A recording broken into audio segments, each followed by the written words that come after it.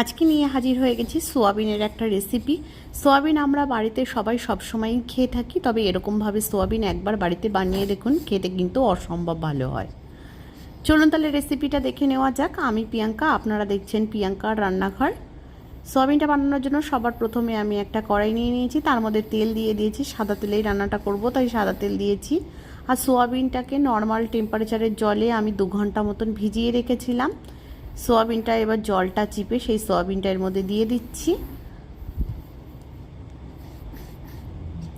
আর দিয়ে দেবো কেটে রাখা আলু,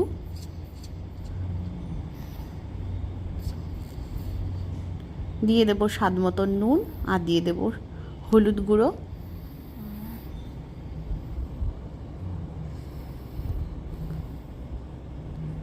দিয়ে দেবো লঙ্কার গুঁড়ো, আর এখানে দিয়ে দেবো একটা ভাজা মশলা, জিরে, ধনে, শুকনো লঙ্কা, এলাচ, লবঙ্গ, দারচিনি একসঙ্গে কড়াইতে ভেজে সেই গুঁড়ো করা মশলাটা। এটা কিন্তু এই সোয়াবিনটার স্বাদ অনেক বাড়িয়ে দেবে। এখানে দিয়ে দিলাম আদা রসুন বাটা, আর দিয়ে দেব পেঁয়াজ কুচি।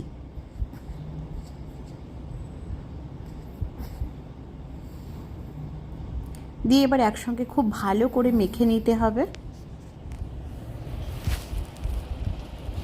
হাত দিয়ে এটা মাখবেন, তাহলে ভালো ঢুকবে সোয়াবিনটার মধ্যে মশলাগুলো। খুব ভালো করে মেখে নিতে হবে।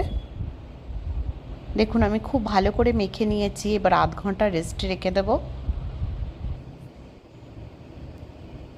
আধ ঘন্টা পরে এটাকে রান্নার জন্য বসিয়ে দিয়েছি। আপনারা গ্যাসে মাঝারি ফ্লেমে রাখবেন, রেখে একটা ঢাকনা চাপা দিয়ে হতে দিতে হবে। 3-4 মিনিট রান্না করে নেওয়ার পরে দেখুন চারিদিক থেকে জল ছেড়েছে।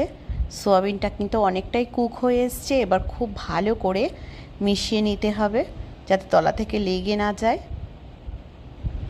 আমি কিন্তু কোনো জলের ব্যবহার করব না, এইভাবেই রান্নাটা করব।